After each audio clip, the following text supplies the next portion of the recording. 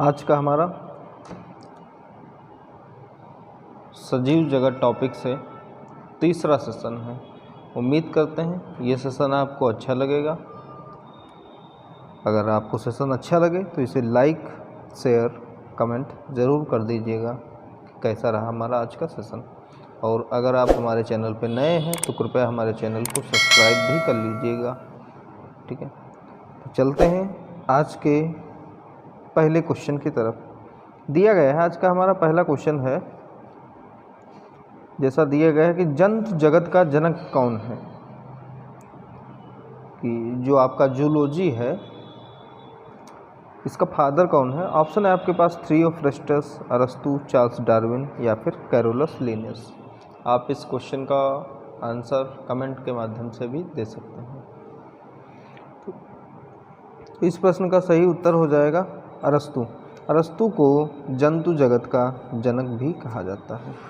चलते हैं इसके डिस्कशन की तरफ कि कौन थे अरस्तु। तो अरस्तु को जंतु विज्ञान का जनक भी कहा जाता है। ये पानी में रहने वाले जीव जैसे मछलियाँ, ऑक्टोपस, दरियाई घोड़ा आदि, रेंग कर चल सकने वाले जीव जैसे सांप, छिपकली, केचुआ इत्यादि, कीड़े मकोड़े जैसे बिच्छू, तितली, मच्छर, मकड़ी आदि, पशु पक्षी और मनुष्य सभी जंतु जगत में आते हैं और इन्हीं का अध्ययन जो है अरस्तु ने किया है। तो इसीलिए फादर ऑफ जूलॉजी अरस्तु को कहा गया है। ठीक है, बात करते हैं पहला ऑप्शन जो हमारा दिया गया है कि थियोफ्रेस्टस। तो थियोफ्रेस्टस कौन है, इनके बारे में जानकारी ले लें।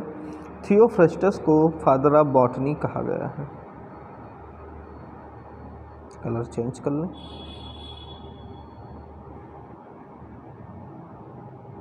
कि फादर ऑफ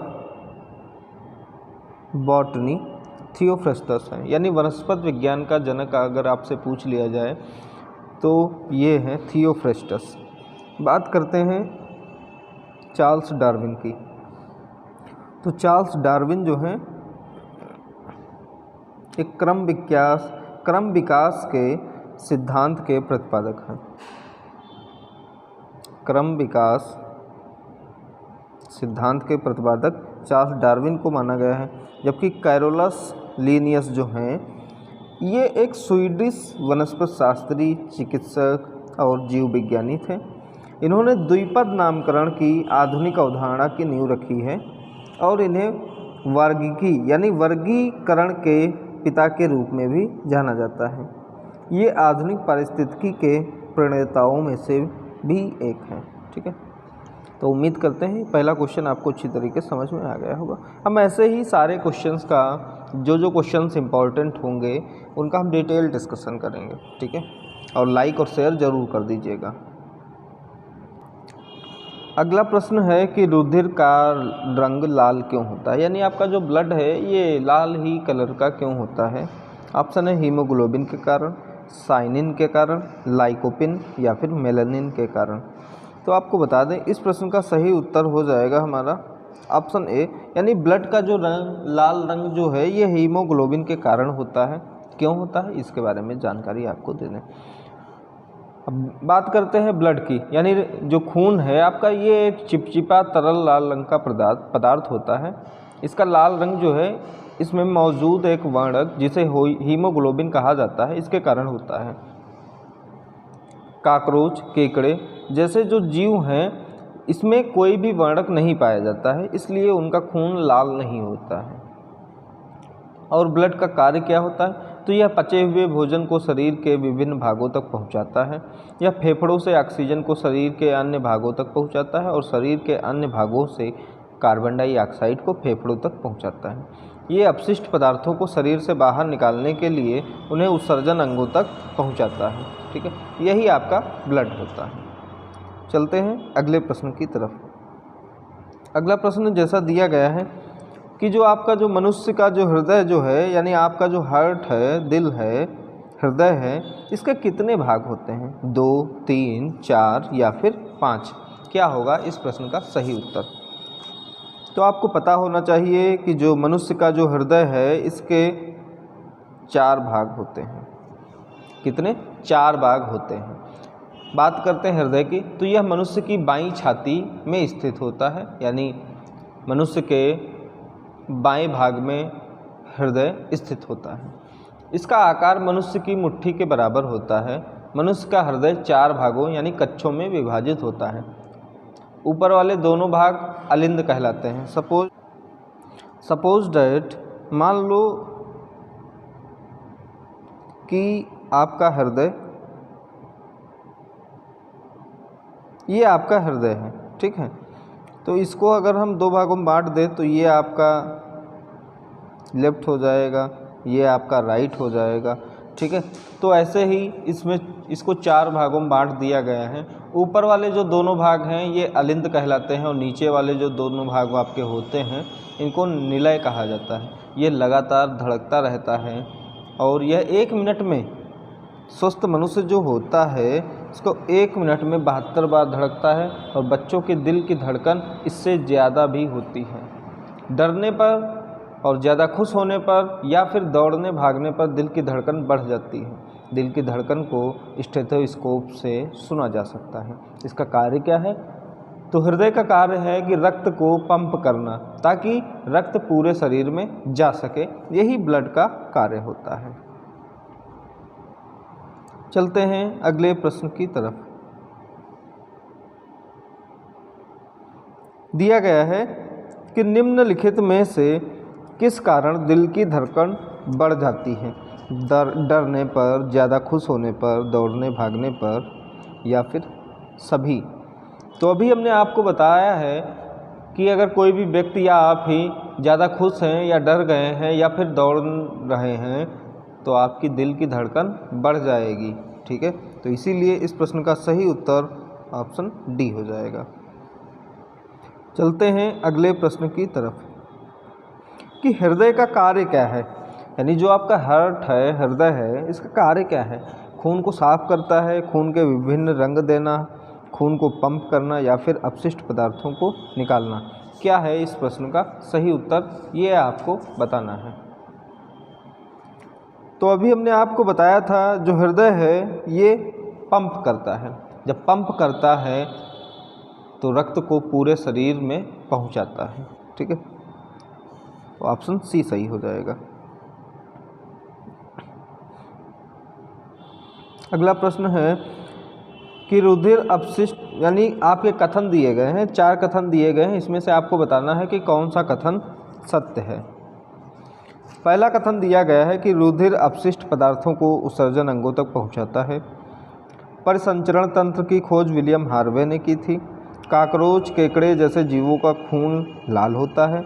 सिराओं में ऑक्सीजन वाला रक्त पाया जाता है।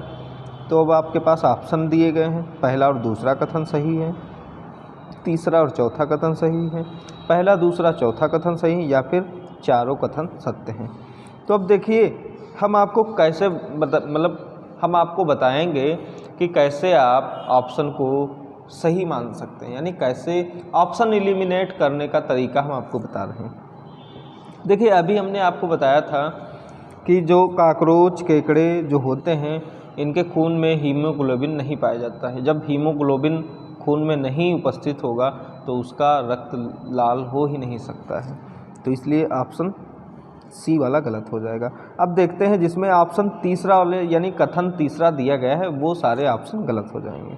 ये भी गलत और ये भी गलत। अब हमारे पास बचे कितने क्वेश्चन? बचे 2 ऑप्शन हैं। तो अब हम 2 ऑप्शन में और भी देख सकते हैं कि कौन कौन से ऑप्शन सही हो जाएंगे, ठीक है।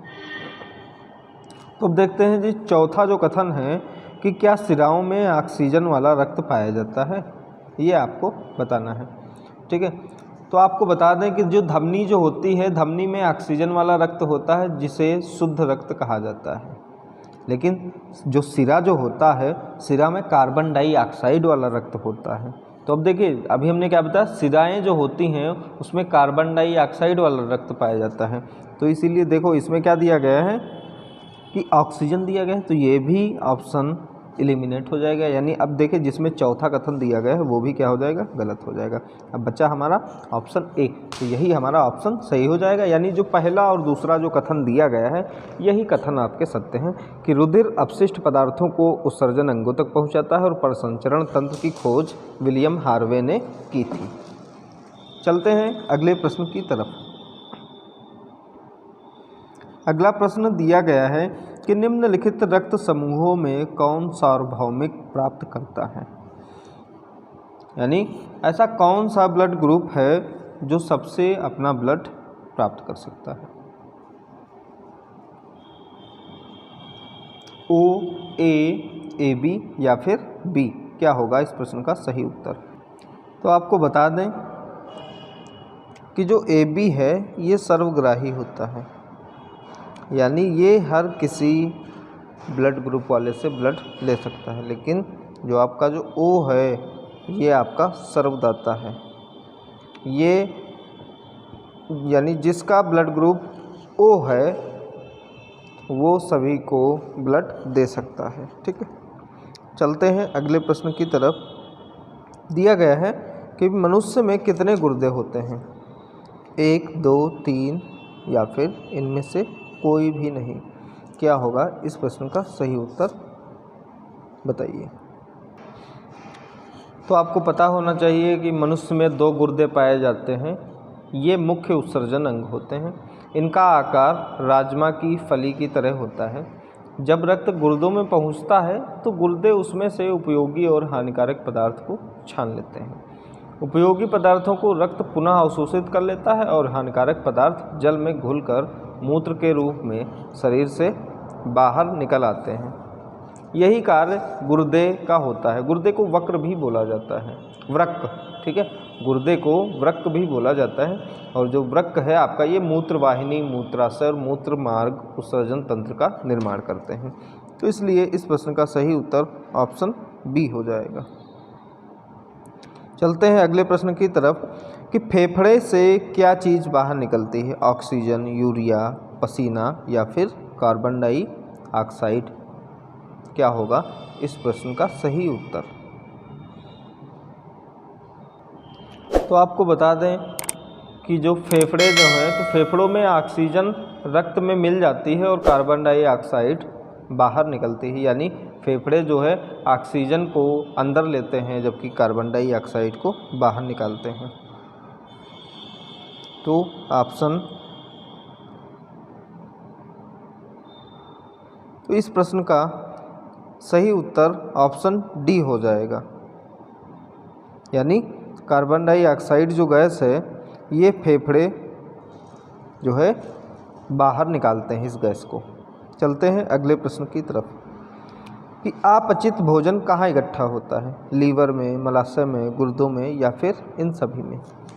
क्या होगा इस प्रश्न का सही उत्तर। तो आपको बता दें कि अपचित भोजन जो है ये मलाशय में इकट्ठा होता है।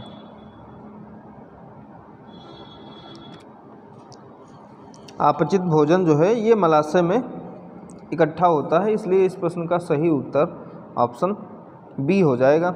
अब देखिए इसको आप अंदाज़ा लगा सकते हैं कि अपचित यानी एक पचित हो गया, दूसरा अपचित हो गया। पचित का मतलब जो भी हम भोजन करते हैं उसका पाचन सही तरीके से हो गया है, और अपचित का मतलब ऐसा भोजन जो यानी जिसका पाचन सही तरीके से नहीं हो पाया है।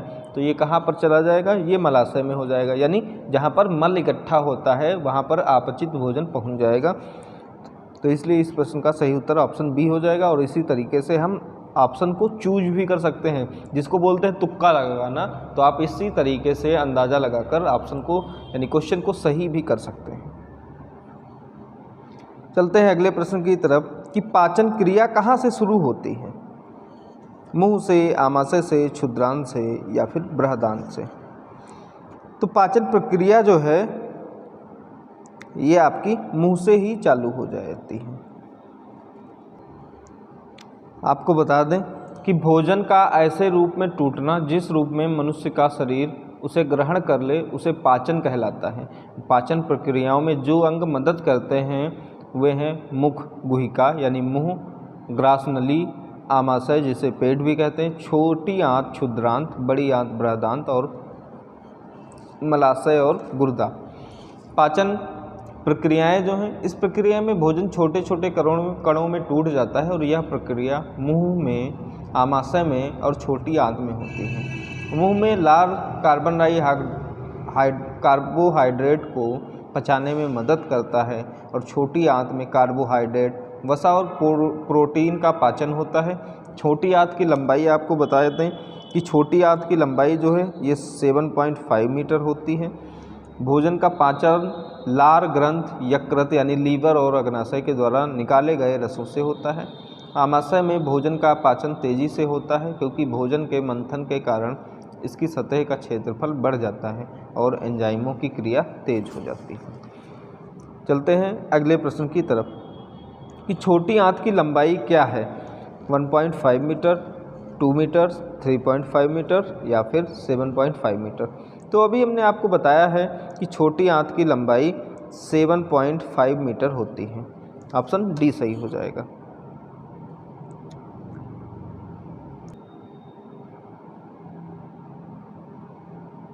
अगला प्रश्न है कि पाचन प्रक्रिया के विषय में किसने खोजबीन की थी, रोनाल्ड रोस, विलियम बोमेंट, एडवर्ड जेनर या फिर लुई पाश्चर। क्या होगा इसका सही उत्तर। आपको बता दें कि पाचन के विषय में डॉक्टर विलियम बोमेंट ने बहुत खोजबीन किया था। अनेक प्रयोग के बाद उन्होंने पता लगाया कि पेट में खाना अच्छी तरह पिस जाता है जिससे भोजन जल्दी पचता है। तो पाचन प्रक्रिया के विषय में खोजबीन की थी विलियम बोमेंट ने। ऑप्शन बी सही हो जाएगा। चलते हैं अगले प्रश्न की तरफ। अगला प्रश्न है कि जिस प्रक्रिया के द्वारा अवशोषित भोजन के पदार्थ रक्त के द्वारा शरीर के विभिन्न अंगों में पहुंचते हैं उसे क्या कहा जाता है, पाचन, स्वांगीकरण, अवशोषण या फिर निष्कासन। क्या होगा इसका सही उत्तर।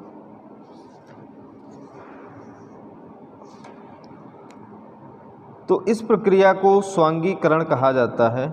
स्वांगीकरण क्या है इसके बारे में भी हम, स्वांगीकरण क्या है, तो स्वांगीकरण एक ऐसी प्रक्रिया है जो अवशोषित भोजन के पदार्थ रक्त के द्वारा शरीर के विभिन्न अंगों में पहुंचते हैं, इसे ही स्वांगीकरण कहा जाता है।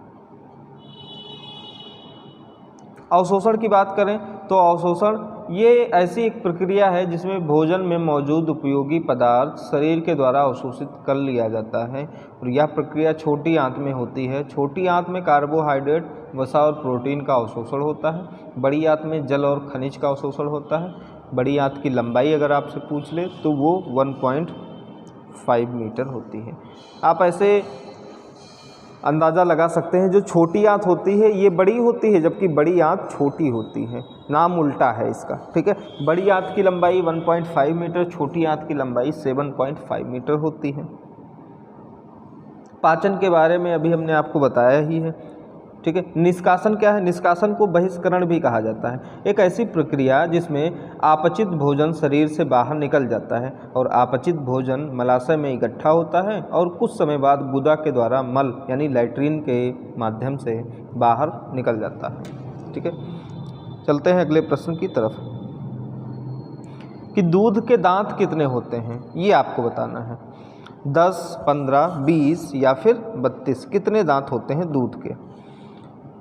तो आपको बता दें कि दांतों को 2 भागों में बांटा गया है, यानी दांत जो है 2 प्रकार के होते हैं। एक दूध के दांत होते हैं, एक स्थायी दांत होते हैं। दूध के दांत 20 होते हैं, स्थायी दांत 32 होते हैं। दूध के दांत 8 साल तक ये टूट जाते हैं।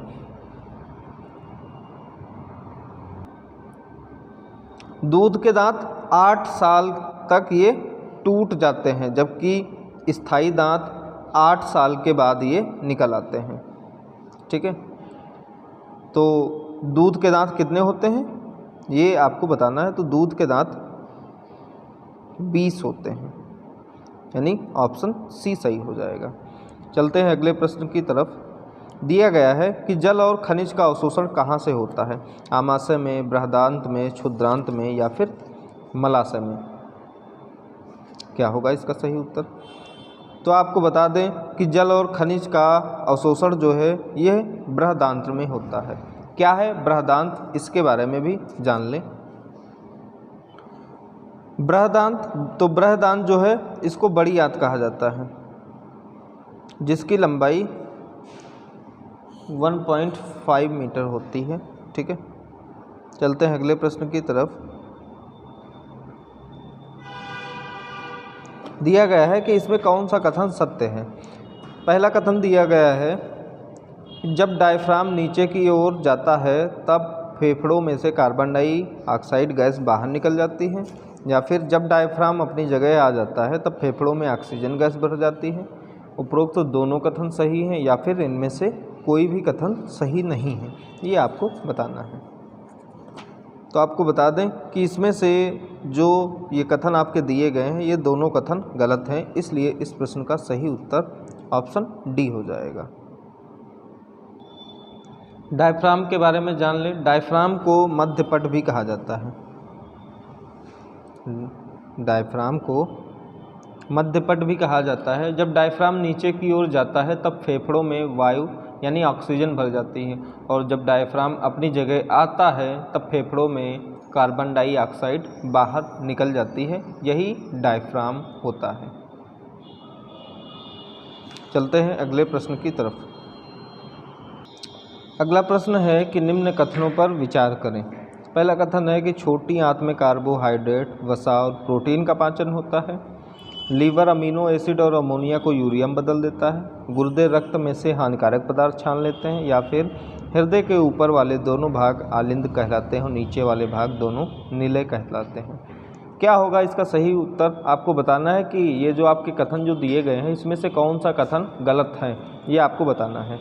ऑप्शन है पहला, दूसरा, तीसरा, या फिर दूसरा, तीसरा, चौथा, या चारों कथन असत्य हैं, या फिर इनमें से कोई नहीं। तो आपको बता दें कि ये जो कथन जो दिए गए हैं ये चारों कथन आपके सत्य हैं, तो इसलिए इस प्रश्न का सही उत्तर ऑप्शन डी हो जाएगा कि इनमें से कोई नहीं।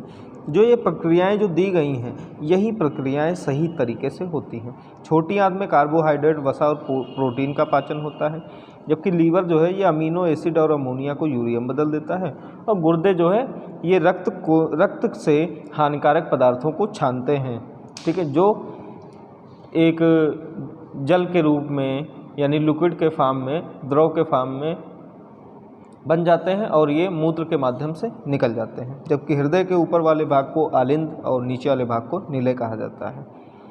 चलते हैं अगले प्रश्न की तरफ। आपको बताना है कि भोजन पचने का सही क्रम क्या है।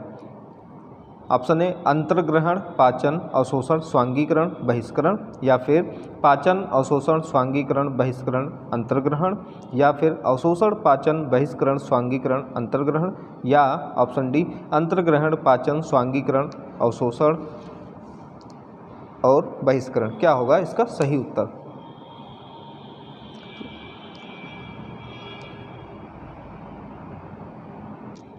तो इस प्रश्न का सही उत्तर ऑप्शन ए हो जाएगा, यानी भोजन पचने का सही करण यही है, पहला वाला ऑप्शन, कि अंतर्ग्रहण पहले होता, फिर पाचन, अवशोषण, स्वांगीकरण और फिर बहिष्करण होता है।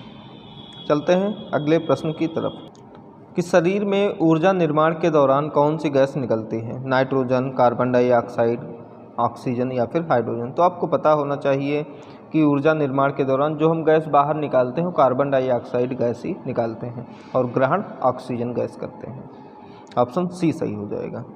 चलते हैं अगली प्रश्न की तरफ कि पृथ्वी के ऊपर पाया जाने वाला सबसे बड़ा जानवर कौन सा है। शेर, हाथी, जिराफ या फिर गैंडा। क्या होगा इस प्रश्न का सही उत्तर? तो आपको बता दें कि इस प्रश्न का सही उत्तर ऑप्शन बी हो जाएगा। हाथी जो है ये पृथ्वी के ऊपर पाया जाने वाला सबसे बड़ा जानवर है। ये पृथ्वी के ऊपर यानी स्थलमंडल पर पाया जाता है। इसकी आयु लगभग 70 साल होती है। इसका दिमाग काफ़ी बड़ा होता है जो 5.5 किलो के समथिंग होता है, लगभग 5 किलो, 5.5 किलो होता है। इसका रंग काला होता है। ये अपने शरीर को ठंडा रखने के लिए यह पानी और कीचड़ में खेलता है। एक दिन में बड़ा हाथी लगभग 100 किलो से ज़्यादा पत्ते और झाड़ियाँ खा सकता है। ठीक है, और ये शाकाहारी होता है। इसके बच्चे का जन्म जब जन्म जो होता है तो उस समय लगभग इसका वेट 2 कुंटल होता है, यानी 200 किलो होता है। हथनियों और बच्चे समूह में रहते हैं, यानी हथनियाँ और बच्चे समूह में रहते हैं। एक समूह में लगभग 10 से 12 जानवर होते हैं। तो सबसे बुजुर्ग हाथनी समूह की नेता होती है और हाथी के नर बच्चे 14-15 साल बाद अपने समूह को छोड़ देते हैं।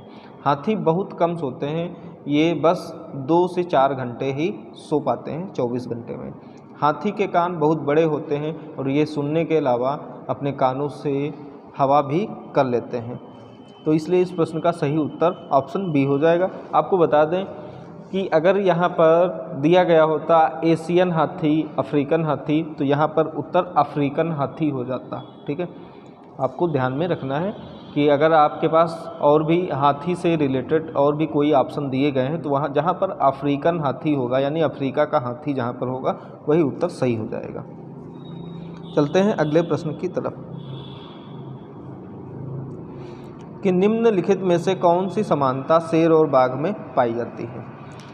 ऑप्शन है कि दोनों की दृष्टि मनुष्य की 6 गुना ज़्यादा होती है, दोनों अंधेरों में अपनी मूँछों की सहायता से शिकार का पता कर लेते हैं, या दोनों की दहाड़ बहुत दूर तक सुनाई देती है, या फिर उपरोक्त सभी। क्या होगा इस प्रश्न का सही उत्तर, ये आपको बताना है।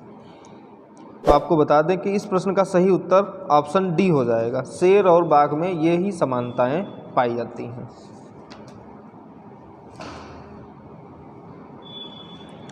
शेर को जंगल का राजा कहा गया है। इसकी उम्र लगभग 14 साल होती है। ये भूरे रंग का होता है। ये अपनी मूँछों की मदद से शिकार का पता लगा लेता है और अंधेरे में अपना रास्ता भी ढूंढ लेता है। अपने कानों की मदद से यह अपने शिकार की धीमी से धीमी आवाज़ को भी सुन लेता है। अंधेरे में यह मनुष्य से लगभग 6 गुना ज़्यादा देख सकता है। इसके बच्चे का वजन पैदा होने पर 1 से 2 किलो होता है। शेरनियाँ और बच्चे समूह में रहते हैं। शेरनी समूह की नेता होती हैं। शेर के नर बच्चे 2-3 साल बाद अपने समूह को छोड़ देते हैं। शेर अपने मूत्र की सहायता से अपने क्षेत्र यानी इलाके को पहचान लेता है। शेर की दहाड़ बहुत दूर तक सुनाई देती है और यह मांसाहारी होता है। बात करते हैं बाघ की। बाघ हमारा राष्ट्रीय पशु है। इसके शरीर पर पीली और काली धारियाँ होती हैं। इसकी आयु लगभग 26 साल की होती है।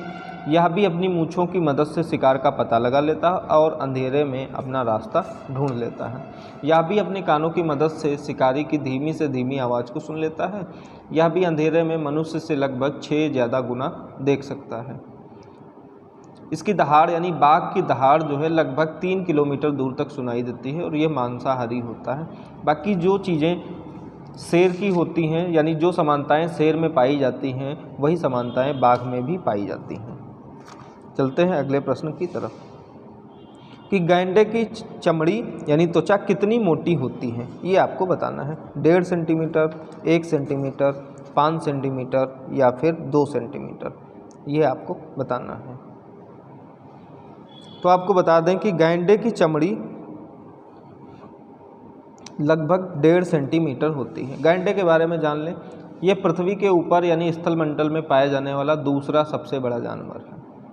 इसकी आयु लगभग 25 साल होती है।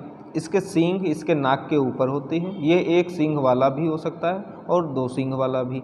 इसकी चमड़ी यानी त्वचा की मोटाई काफ़ी मोटी होती है, लगभग 1.5 सेंटीमीटर होती है। इसका वजन 1 टन यानी 1000 किलो से ज़्यादा होता है और ये शाकाहारी होता है, यानी गैंडा जो है शाकाहारी जानवर है। चलते हैं अगले प्रश्न की तरफ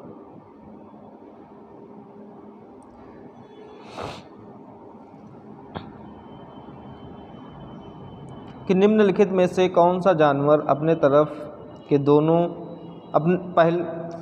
निम्नलिखित में से कौन सा जानवर पहले अपने एक तरफ के दोनों पैर आगे बढ़ाता है और फिर दूसरी तरफ के दोनों पैरों को आगे बढ़ाता है? शेर, बाघ, जिराफ या फिर हाथी? क्या होगा इस प्रश्न का सही उत्तर, ये आपको बताना है। तो आपको बता दें कि जो जिराफ जो होता है, यही जिराफ यानी जो जिराफ है, ये पहले अपने एक तरफ के दोनों पैर आगे बढ़ाता है, फिर दूसरी तरफ के पैरों को आगे बढ़ाता है। जिराफ के बारे में जान लें तो जिराफ जो है ये पृथ्वी का सबसे ऊंचा जानवर है। इसकी ऊंचाई लगभग 5 मीटर होती है। इसकी आयु लगभग 25 साल होती है। एक दिन में बड़ा जिराफ लगभग 45 किलो पत्तियां और घास खा सकता है। जब यह चलता है तो इसके एक तरफ के दोनों पैर पहले आगे बढ़ते हैं, फिर दूसरी तरफ के दोनों पैर आगे बढ़ते हैं, और ये बहुत कम सोता है, एक दिन में सिर्फ 2 घंटे ही सोता है। चलते हैं अगले प्रश्न की तरफ कि निम्नलिखित में से कौन सा जानवर अंडे देता है? व्हेल, डॉल्फिन, स्लॉथ या स्लॉथ या फिर पेंगुइन। क्या होगा इस प्रश्न का सही उत्तर? तो जो पेंगुइन है आपका, पेंगुइन अंडे देता है। पेंगुइन के बारे में जान लें। पेंगुइन जो है ये ना उड़ने वाला पक्षी है, ये पानी में सिर्फ तैर सकता है, ये बर्फीले इलाकों में पाया जाता है और ये अंडे देता है। नर पेंगुइन अंडे की देखभाल करता है और ये समूहों में रहते हैं। व्हेल के बारे में जान लें। व्हेल क्या है? तो व्हेल पानी में रहती है परंतु स्तनधारी होती है क्योंकि यह बच्चे को जन्म देती है। ब्लू व्हेल पृथ्वी की सबसे बड़ी जानवर है, यह फेफड़ों से सांस लेती है, इसकी आयु लगभग 90 साल होती है। डॉल्फिन की बात करें, डॉल्फिन पानी में रहती है परंतु स्तनधारी है क्योंकि यह बच्चे को जन्म देती है, यह फेफड़ों से सांस लेती है, इसकी आयु लगभग 25 साल होती है। अंधी डॉल्फिन जिसे सूंसू कहा जाता है, ये भारत की राष्ट्रीय जलीय जीव है, ये बुद्धिमान है और मनुष्य के साथ जल्दी घुल मिल जाती है। ठीक है, बात करते हैं स्लॉथ की। स्लॉथ क्या है? तो स्लॉथ जो है ये भालू जैसा जानवर है, यह रात्रिचर है और दिन में सोता है, लगभग 18 घंटे सोता है। यह पेड़ों पर उल्टा लटक कर सोता है, इसकी आयु लगभग 25 साल की होती है। यह एक अच्छा तैराक भी है। यह पेड़ों के पत्ते खाता है और कीड़े मकोड़ों को भी खाता है। ठीक है, यही इसकी एक्टिविटीज़ हैं। तो उम्मीद करते हैं आज का सेशन आपको अच्छी तरीके से समझ में आ गया होगा। अगर ये सेशन आपको अच्छा लगा है तो आप इसे लाइक और शेयर ज़रूर करिएगा। तो मिलते हैं फिर अगले इम्पोर्टेंट प्रश्नों के साथ नेक्स्ट टॉपिक में। धन्यवाद।